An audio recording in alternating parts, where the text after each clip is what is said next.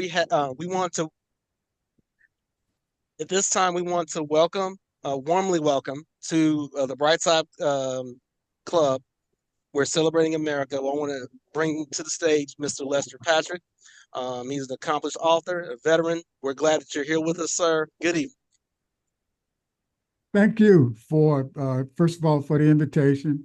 And as you said, my name is Lester Patrick, and I'm the author of Weak Start Unapologetic Present. And I have given descriptions of that book on this broadcast in the past. I'm also a veteran. And I think the question that was being asked was whether, well, things that you would recommend for veterans who might be leaving active duty service.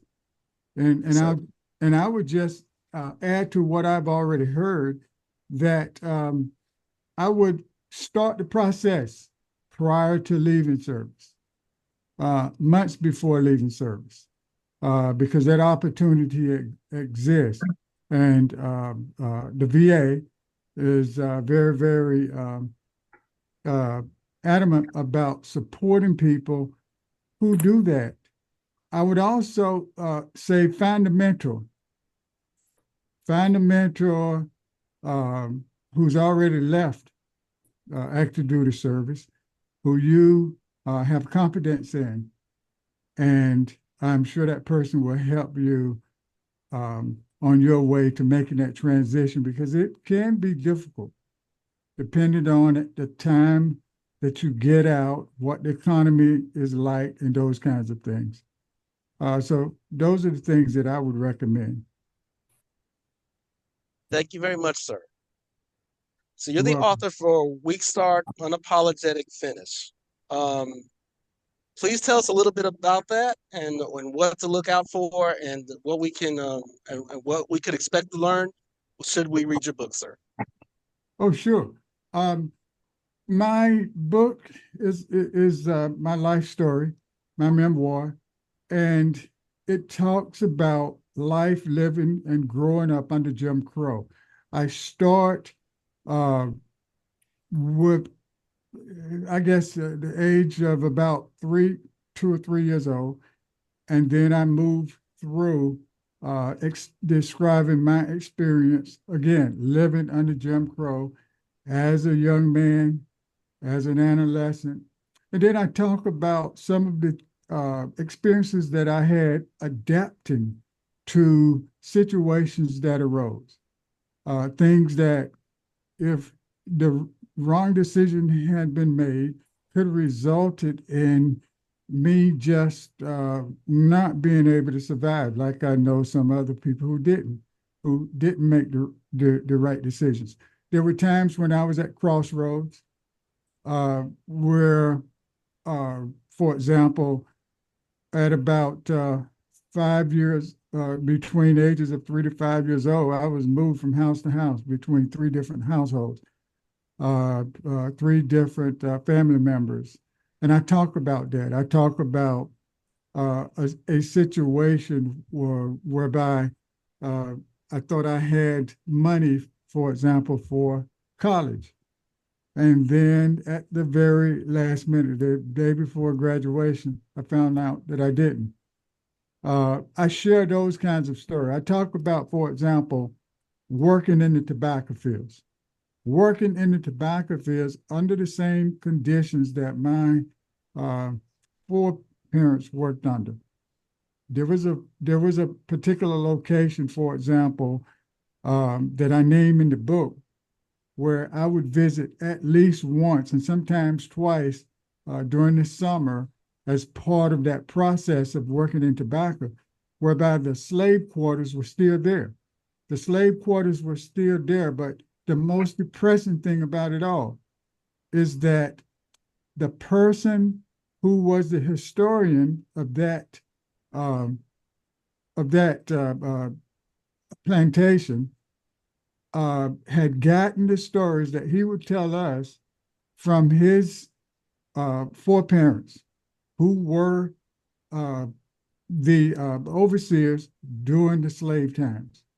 And I talk about a couple of things, for example, that historically only these people know and told us, and there's no other recording of it. I talk about my experience, for example, at North Carolina A&T. A lot of people don't know about the Greensboro uprising, and I've seen several articles that address it, but I've never seen one written whereby the person actually observed what happened. They were they were interviewing somebody else, and who interviewed somebody else, and those kinds of things. But I speak about it from firsthand experience. Um, I talk about my experience in the Navy.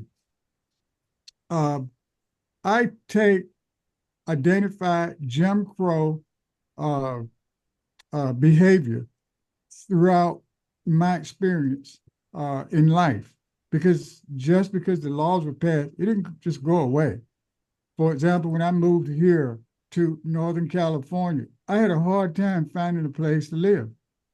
And that was because African Americans were confined to a special area of town. You could not go past a certain street.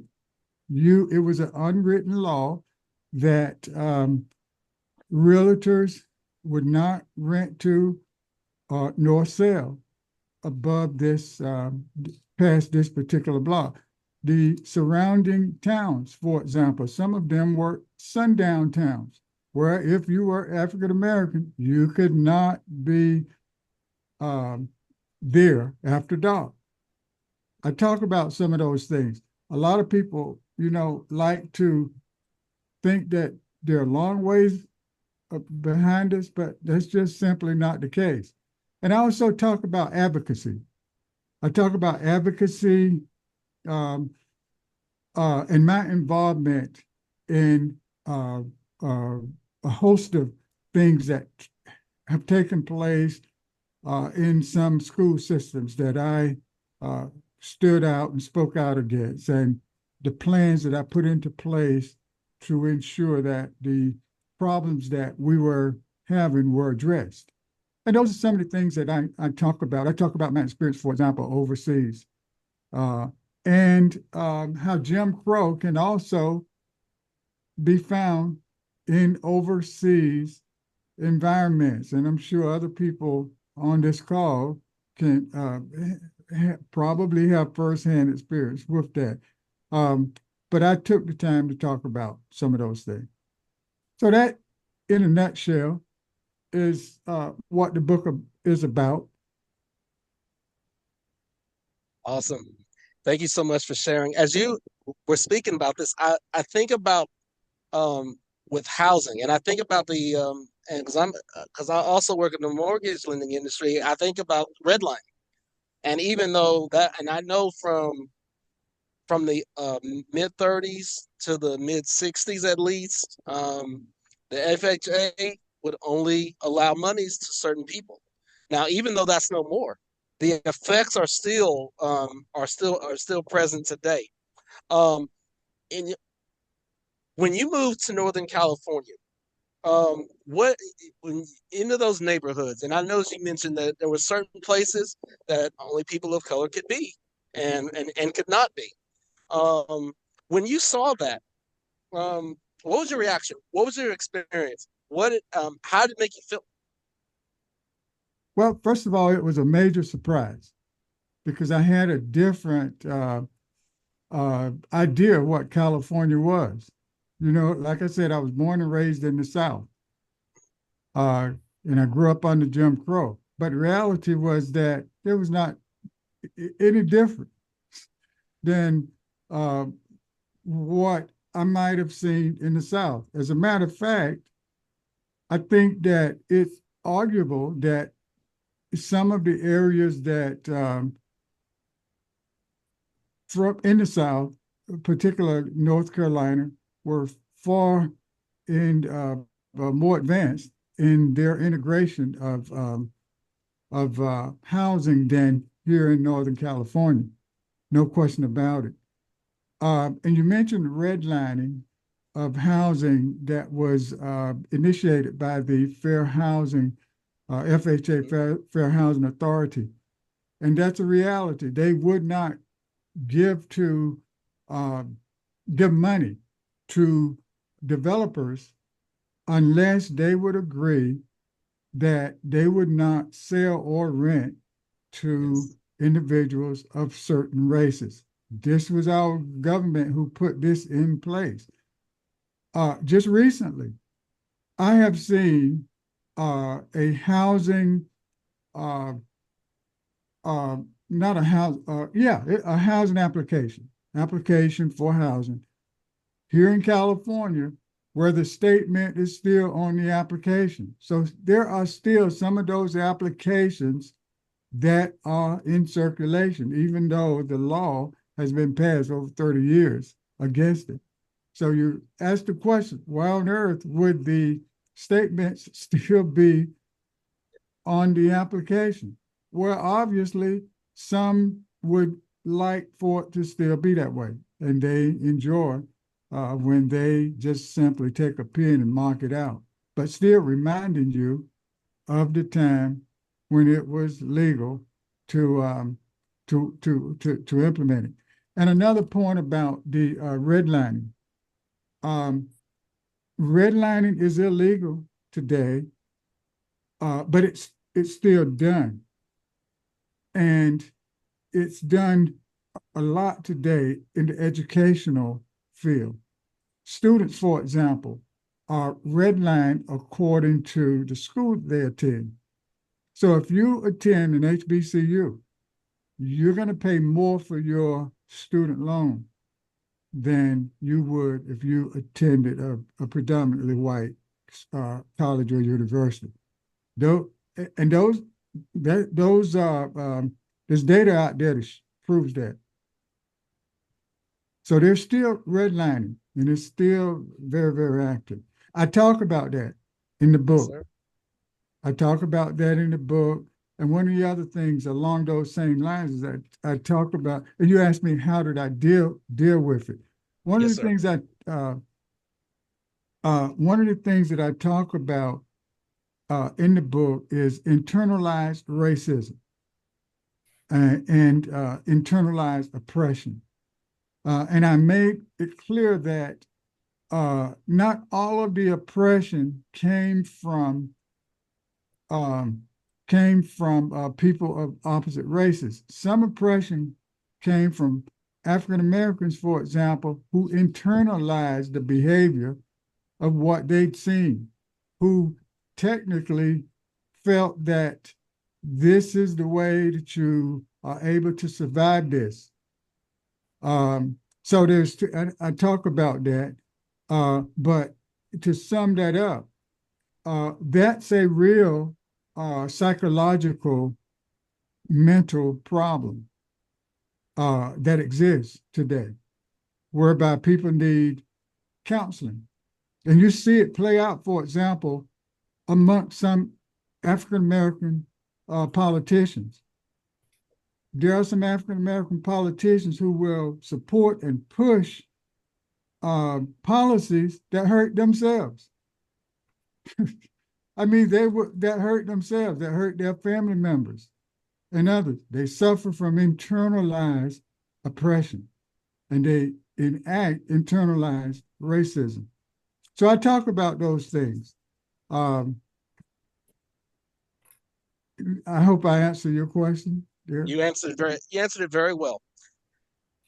As you know, we always have people entering and exiting the military service every day. If we have a veteran that's getting that is well soon to be veteran that's leaving the military service and they're about to become a civilian, what is the best piece of advice that you could provide them? Well, again, most veterans today do get trained or get some type of training while they're in the military. I would start while I'm in the military. I would make sure that I'm prepared to get out. That's the first thing.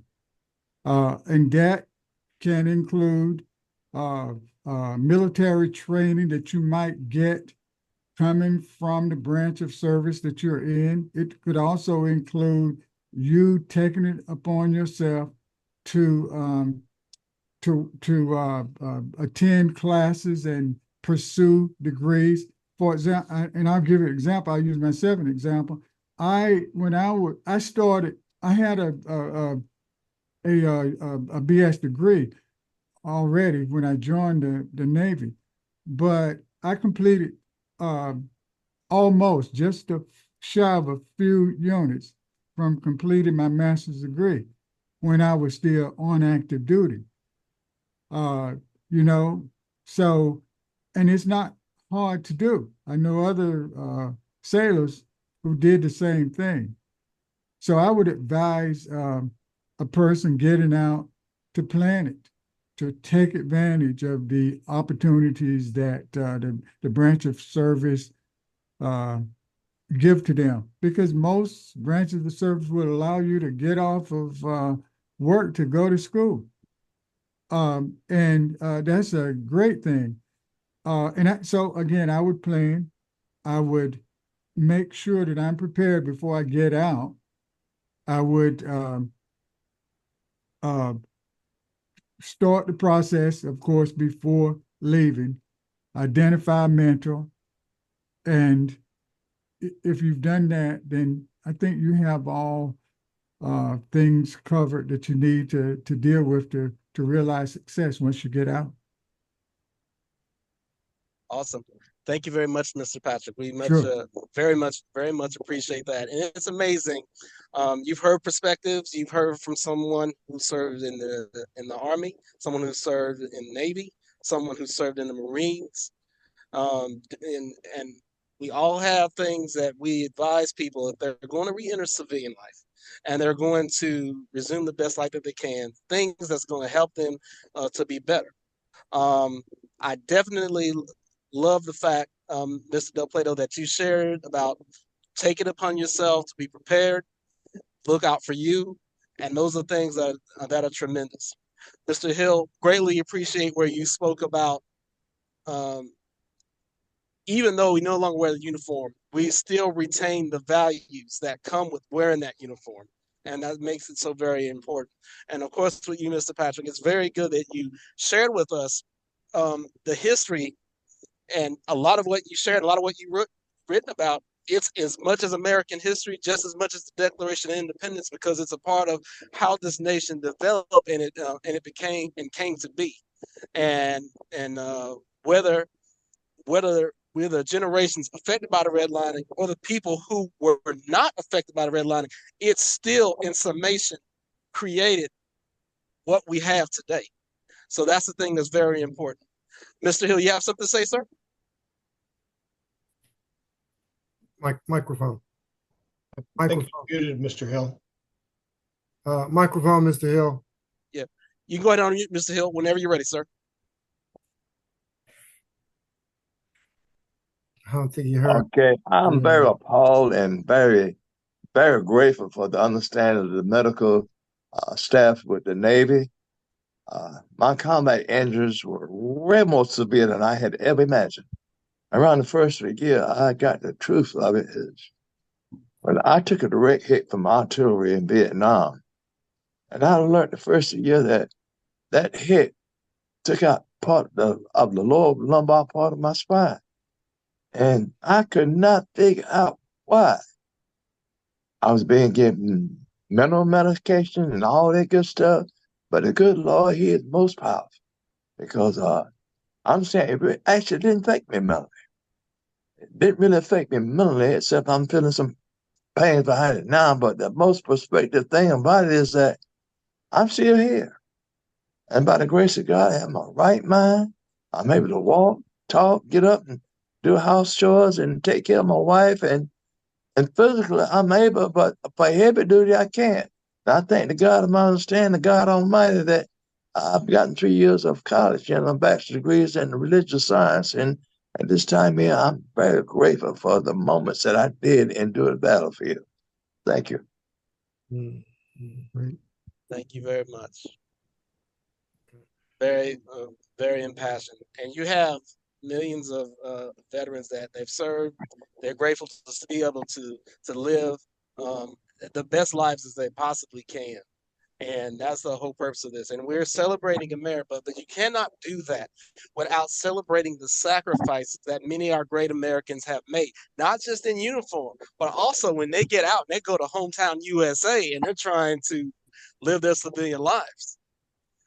Is there anything that anyone on the panel would love to share? And I call it a panel, and I call it a panel of veterans and greats that that helped make this country what it is today. And I am in awe, and because everything that you all did made it possible for me for the time that I got to do it for that period of time. And I personally thank you.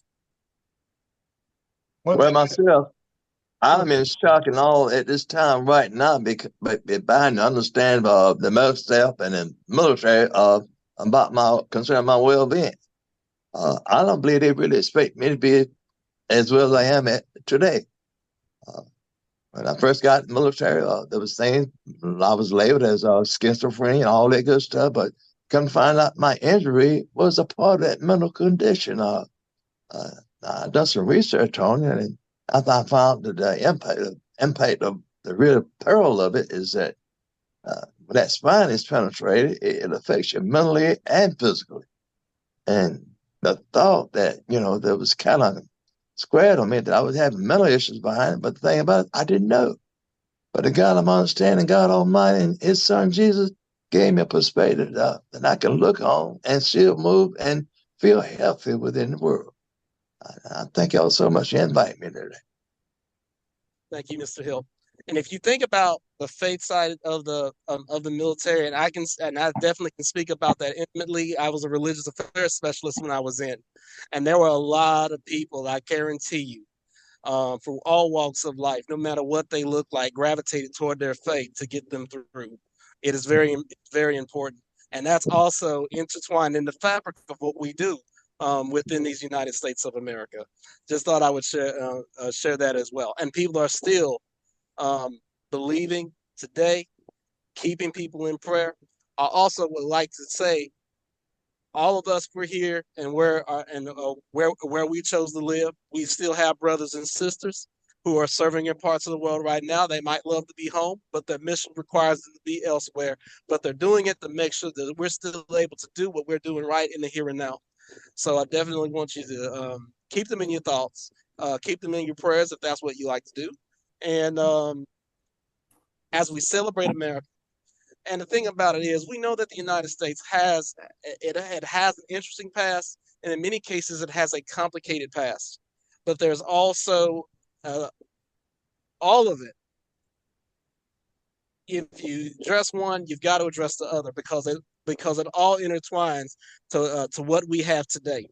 And it doesn't change the fact that you have a lot of people who have given so much of themselves and of their time. Even the families that are connected to our veterans, they also sacrifice as well because they have that constant stress and worry of, what is my loved one doing, and is the military taking care of them? But more importantly, once they're out of the uniform, hey, my son, my daughter, my aunt, my cousin, if you would have served, are they going to be taken care of, even though because they have fulfilled what they said they would do and honor what they would do, and making sure that our government, Veterans Administration, and our communities honors its promise to its veterans. And that's part of celebrating America as well. So if you look across and you're going to see. Uh-oh. We lost you. Yeah, bro. I want to take this opportunity. Listen, I stand in complete support and appreciation for all you veterans. Thank you so much for your service. I humbly appreciate what you've done and your sacrifice, and those that can speak and those that cannot speak, and those that some of the veterans left their sacrifice on the fields of freedom. And I appreciate that and those. And this is the land of the free and the home of the brave. And I'm so grateful to live here. I'm so grateful to live here, and I appreciate all the sacrifices that each one of our compatriots have given. You know, when you think about, I know there was a gentleman when I was growing up in school, Mr. Bullock. He was the first soldier to die in battle here in Wayne County, and I grew up here. And I mean, I think about that, and I think about what we have at our fingertips to use, what are our benefits. And as a benefactor for battle and for war and for the choice of freedom, and you know, and when I meet a veteran, and when I am able to share with them what you've done and why we're here and what is available to us. And I just take this moment to share with each of you, freedom ain't free. Freedom ain't free. No, it ain't free. But at the end of the day, we have at our fingertips the capacity to deliver, to achieve, to capture, to grow, to learn, and we have to take every advantage we can to do that. And I encourage you all to. I thank you all, and if I can encourage you to step up and do what we can do while we can. I mean, the benefits that we can achieve. I want to take a moment to encourage you to work toward those achievements. And wherever you are on the East Coast, West Coast, I thank you for your sacrifice. And I'm encouraged. I'm encouraged. America wouldn't be America unless the people who sacrificed it all, took the sacrifices that they did. And so, and even when I'm a little, lethargic, and I sit back and I say, yeah, well, I don't want to do that. I don't want to do that. Then I think back, I said, no, you have to try. You have to try, and you have to try to encourage someone else. And there are kids right now out there that need our encouragement. They need our encouragement because things weren't that way back then. And so, whatever you can do to help them motivate themselves, it's a terrible thing when you can't motivate yourself. You're not inspired. And so, I don't have to go to the veterans office, and I have friends who do, and I think back on what they have to do to go to the veterans office. And but I thank you. I thank you, and I'm inspired by you. And if there's something that I can do to help inspire you or to bring you around people that could be inspired, to bring you in a space like this community here, we pray that your discussions and your points of reference can do a great deal of good, to other people that need to hear your choice, your spoken word. And so this is an important time. Now in America is a very important time. It's an important time that we come to know what capacities and what opportunities and what capabilities are available. And I had a good friend of mine who happened to achieve. He was a colonel. He was a colonel, Army colonel, and we met, and I was inspired by him because he said, if somebody else can do it, I can do it too. And he didn't take any moment to feel sorry for himself or to feel like he couldn't do a certain thing. He just put his head to the wheel, and he worked toward achievement.